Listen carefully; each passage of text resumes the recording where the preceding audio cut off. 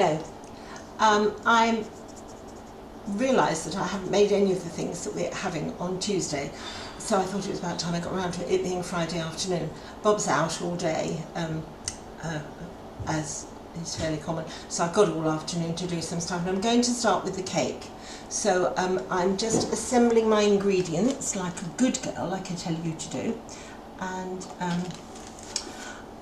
I've decided to cook where I cooked when you were here because actually it works quite well. So there's 5 ounces of sugar in there.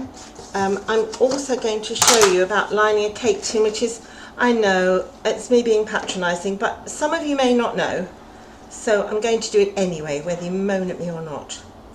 5 ounces of, I do have to say I'm much happier with ounces. I know it's old-fashioned of me, but I am happy with ounces. 5 ounces of ground almonds. I'm rather regretting this small bowl. I think I should have got a bigger one, but let's see how it goes. And 5 ounces of self-raising flour going in there, and then 5 ounces of butter, except I'm going to use margarine because I've got butter, but it's in the fridge. I forgot to get it out before I went out this morning, so I can't use it. So we're going to use margarine, but please feel free to use butter if you wish. I don't put the eggs in yet because I'm sure you all know this, but the liquid is what activates the raising ingredient in self-raising flour.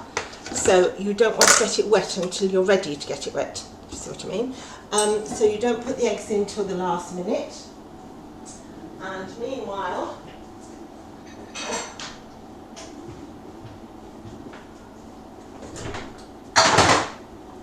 I'm fetching my hidden knife, hidden from Bob. He still doesn't know where it is. I hope none of you saw where it was last week, so you can't tell him. And give the game away. Oh, go on, go into naught. Right, naught. So 5 ounces of margarine. So it's all the same amount. I think I've written it as ounces, but actually you could have it as 140 grams if you wish. But I'm happy with 5 ounces, so just, you know, humour me, girls, humour me.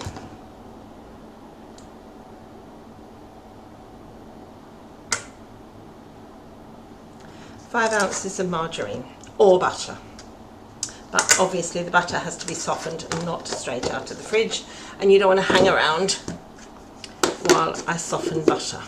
So that's all the ingredients ready, and I'm now going to talk to you about lining this here tin. This is an 8-inch loose bottom tin, which is what it suggests. Loose bottom cake tin. This is an 8-inch, 20 centimetre loose bottom tin. Now I have these, which I can line it with.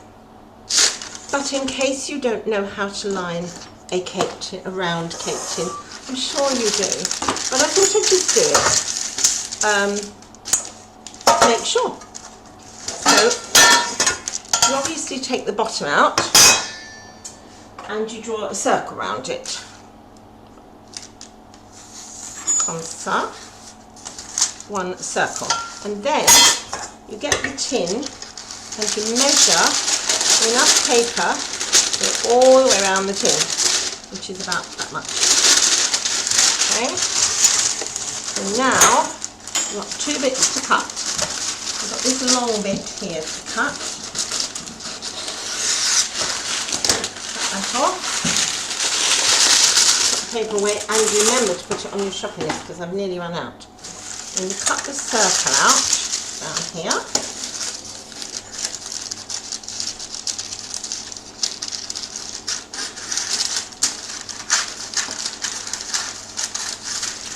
Of course it rolls up because I'm near the end of the roll, so it rolls up terribly, which is very inconvenient of it. So you cut the circle out and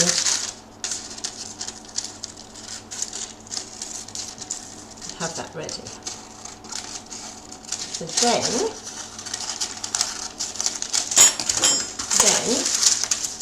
I'm sorry for all of you who think, she must think I'm a half-wit, I know how to do this. You cut it about 1 inch deeper than your tin, and so you should have a straight piece fairly straight piece, an inch deeper than your tin. Okay, and then you cut that out. I think I've probably done this before, but I'm not certain, so I'm going to do it again, and you'll just have to put up with it. So you cut that piece out as well.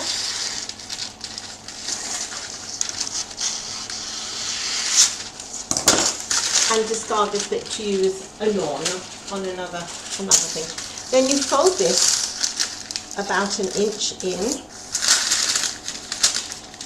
Notice I'm still imperial and not metric. About an inch in. And you snip all the way along here. You snip all the way along here.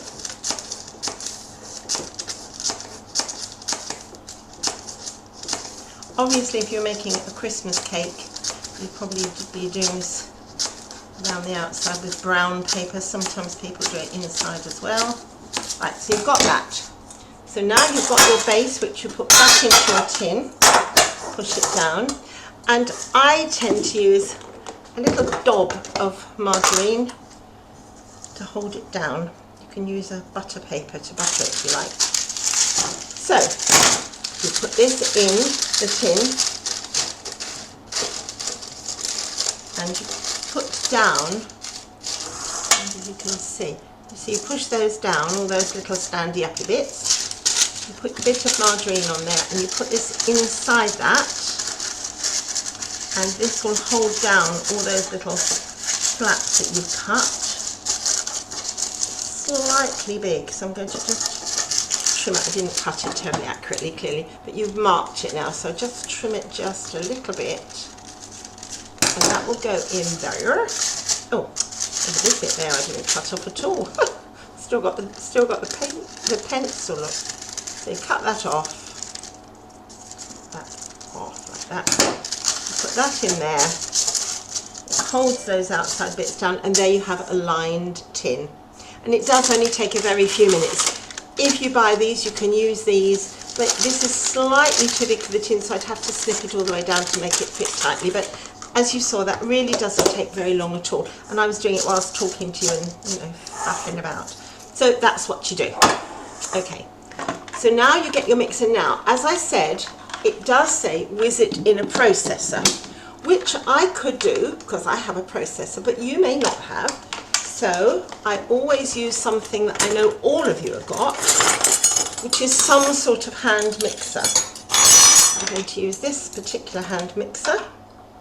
And actually, a lot easier to wash up than a blooming processor. I love my processor, but it is a pain to wash up. I'm going to sit on my stool to do this because my back is aching mightily. So, I'm going to crack in 2 eggs.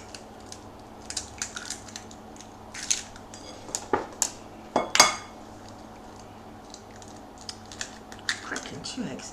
The shells of these eggs are ridiculously tough, and I've actually broken several trying to make a fried egg. Just break them in the pan. Don't know why, they're from my neighbour's hens across the road.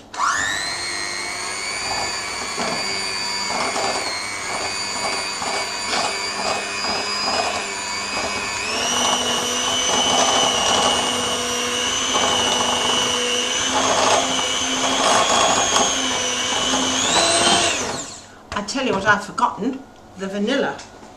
I was just going to say, you can see there's not a lot of liquid in here. And I've realised that if you had put your vanilla in, it'd be a little bit more liquid. Not a lot, but a little bit more. Oh, blimey. I've been here before, haven't I? Can't undo it. I need to get a cloth. Sorry about this, chaps.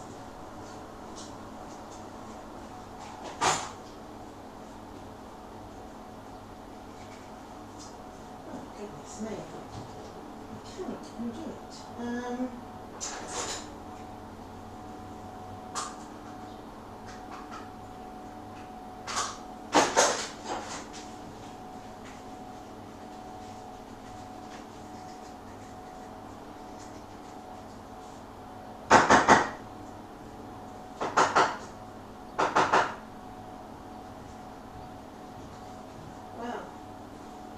Absolutely can't get that off at all. I'm hoping I've got a bit of vanilla in a bottle left somewhere. which I don't have. Oh, yes, I have. I've got a little bit of liquid, which, as you know, I prefer the bean paste, but this at least comes undone. I can't get that undone at all, and I've used it. You've seen me use it. So I don't see why I can't undo it, but I can't. So there we are. So I'm going to put a teaspoon of vanilla essence in, which is not a lot more liquid, but it is a little bit. But you can see why the butter needed to be softened, because it would never have beaten otherwise. 1 teaspoonful of vanilla has gone in. Right.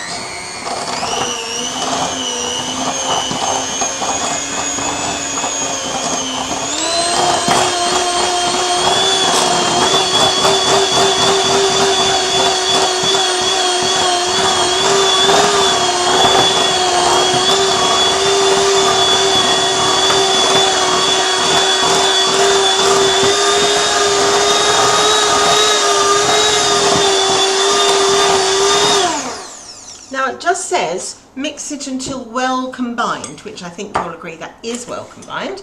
So I'm going to stop mixing. I'm going to put the lid on my vanilla before I knock it everywhere, and I'm going to scrape this all off here. Ooh. And the wind is absolutely howling through the door, making most it sounds like a haunted house here. The wind is so strong, and I've got washing to put out, but it looks so like it might rain. I've got a horrible feeling that the second I put it on the line and come in, I'll be out there taking it in again. It's so annoying on a day like this, isn't it, when you've got a big load of washing to dry, and you just, oh, I don't know. It was sunny earlier, but I was eating my lunch, and then I thought, oh, I'll put the washing out, and not looking good. And it absolutely pelted down this morning while we were playing the ukulele. It hammered down, and I think it starts so quickly, I think I'd be soaked before I got the washing in again. Right, so that's it. Now half of it goes into your tin. So you need your nice spatula, and you want to divide it in half. So I'm going to just make sure that I've got all of it. It is all mixed in, there's no bits left at the bottom. I'm going to divide it in half, and I'm going to put that half in my tin and smooth the top. This, of course, as usual, will never see the light of day if this doesn't work.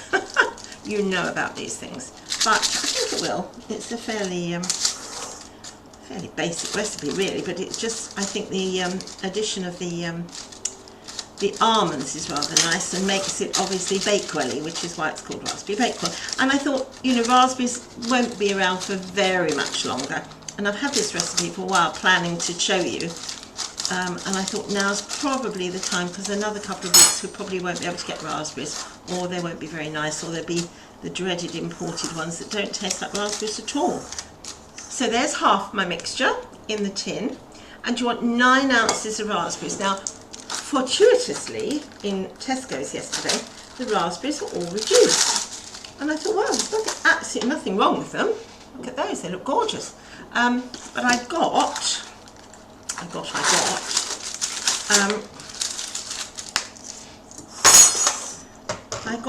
150 grams. I have no idea what 150 grams is in pounds and ounces.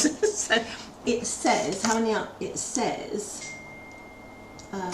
raspberries does it say? It says 250 grams. Well, I've got 150. I've got 300 in fact, so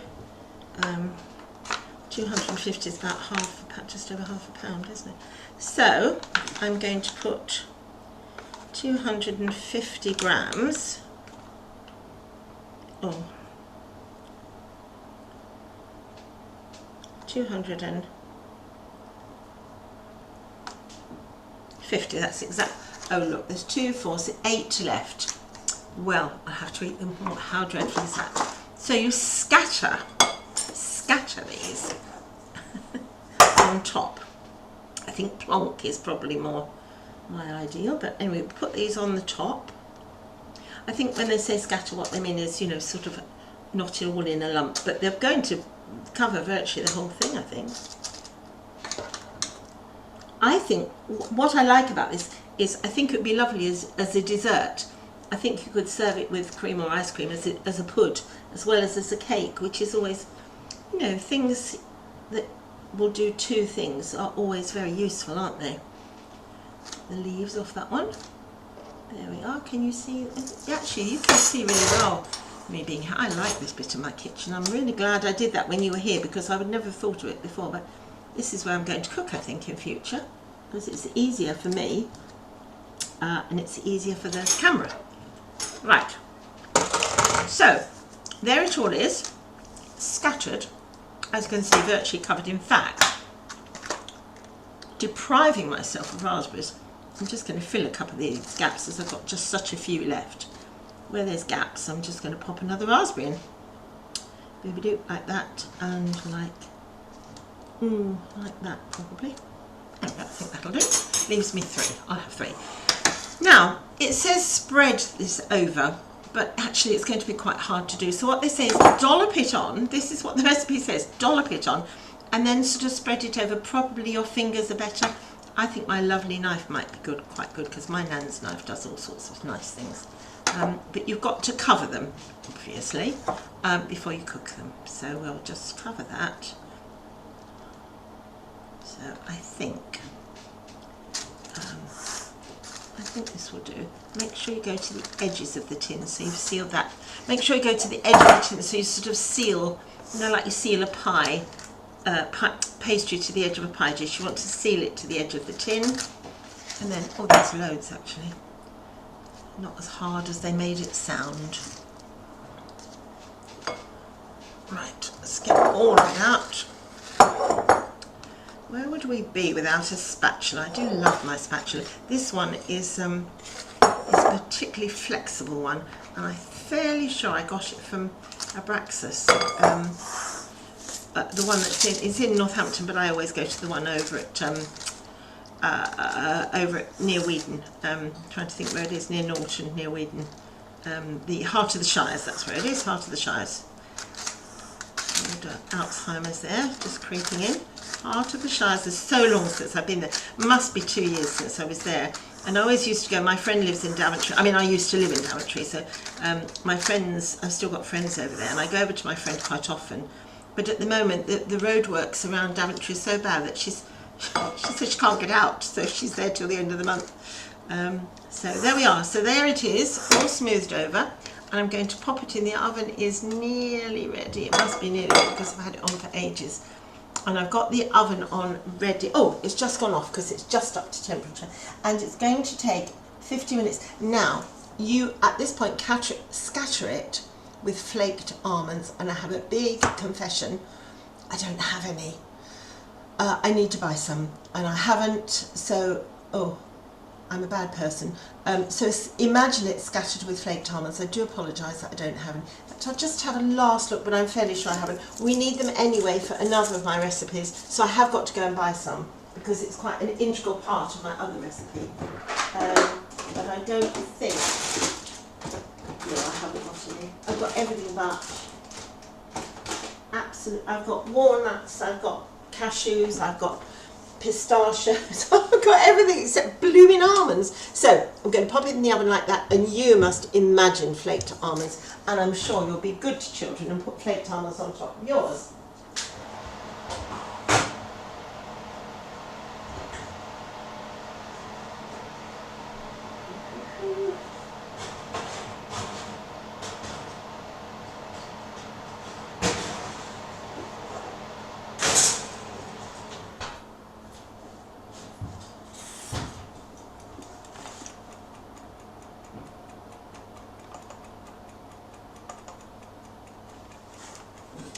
One thing I ought to say, which I didn't say, and I should put on my recipe, is not only light the oven, but get the shelves in the right place, because my shelves were still, when I had 10 people for supper on Tuesday and we had 3 different quiches, I had 3 shelves to heat my 3 quiches.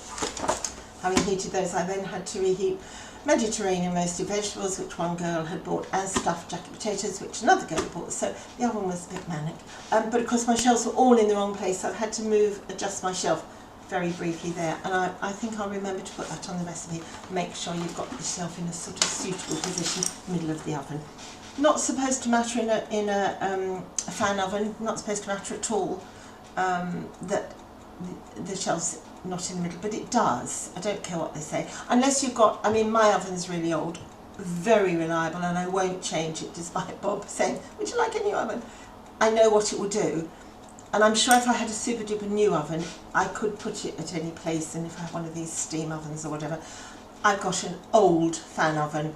It works beautifully, but it does cook differently at different levels, which is why if you make my meringue that I gave you for lunch, that chocolate meringue gateau, that's why I do 20 minutes on each shelf, and then I move it and move it and move it. Every 20 minutes I move it, so that they will get a go at the top and they'll get a go at the bottom, because they don't cook evenly.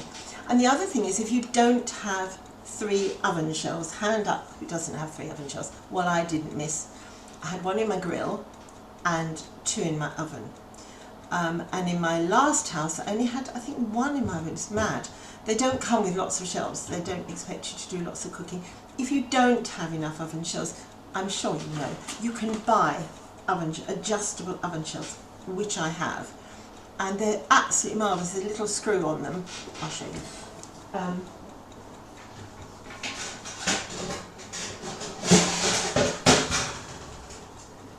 So here it is, an oven shelf like most others, however, 4 screws which you just undo and pull it in or out to fit your oven. I mean, it's absolutely marvellous. I've had one, well, I've had them for years, because I've never had enough shelves. Because if you are cooking, and I cooked for a living for a lot of years, there's never enough shelves. So I've always had these, and they're marvellous. So probably online nowadays, I wouldn't have bought it online because I've had it for yonks.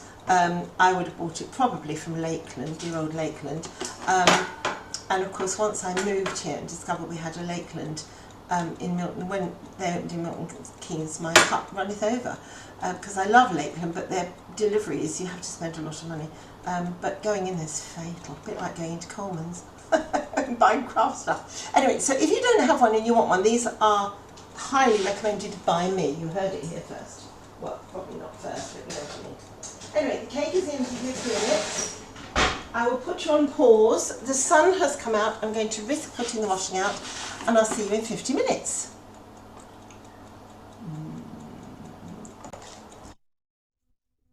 I just had a look at my cake and put a skewer in it, and it wasn't quite done. So I'm going to give it another possibly 10 minutes, but certainly 5 minutes. So obviously there is fruit in the middle, but you can tell that there's some mixture has come out dry and damp, and it just doesn't look very done. So I'm giving it another 5 minutes. So just be warned that 50 minutes may not be enough. See you in 5 minutes. I've just discovered how to blur my background, which I think is quite funky. What do you think? I think it makes me look better. It makes my kitchen look tidier because you can't see it. Yeah, so I've just, I don't know, I've just recorded this a little bit, but I thought I'd just show you a blurred background.